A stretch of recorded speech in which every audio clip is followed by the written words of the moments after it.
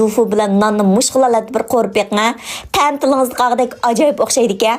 Azroq dufu qitibassangiz bo'ldi. Ta'min demayli qo'yay. Qaranglar, mushundaq tuxumning seriqini chala pishirib yeyishni yaxshi ko'radigan do'stlarimiz inkas rayoniga bir raqamini besib beqinglar. Qanchalik do'stlarimiz tuxumning seriqini chala pishirib yeyishni yaxshi ko'rdiki, birlikda ko'rib baqaylik. Avval 5-6 tal tuxum tayyorlab olamiz. Nonni videoda ko'rsatgan bo'yicha mushqilalatni to'g'rab olsanglar bo'ldi. Uningdan keyin Sinjang samsaq so'ng piyozni videoda ko'rsatgandek ushshaq to'g'rab olamiz. Qozonning tagini maylab, lam tuxumni chiqib videoda ko'rsatilgandek bir taldan pishirib olamiz. Har kun shunga o'xshash qulay ham yeyishlik bo'lgan taomlarni yetishni kutyapman. Izdiyan topolmay qolmaslik uchun yurak berib saqlab olib, inkas rayoniga haqsiz gullarni avatib, meni rag'batlantirishni unutib qolmanglar. Qo'llig'ingizga rahmat. Uningdan keyin dufuningni oldikani sarg'aytib elib olamiz. Uningdan keyin Sinjang samsaq so'ng piyozlarni silib, bir chin atrofida suv quyib, azroq tuz silib etamiz. Uningdan keyin cho'ng ustamning malajur yeni laxoxo tetitqisidan 2 qo'shqil silib etadigan bo'lsak, ajoyib yeyishlik bo'lib ketadi. Cho'qim ishiltinglarjimi?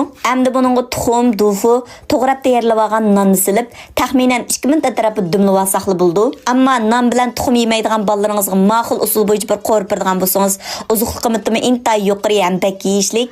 Mayli cho'nglar qilib biring yoki bolalar qilib biring, talishib turib yeb ketadi. Aldingizmi? Qiynamsizmi deb sinab beqam?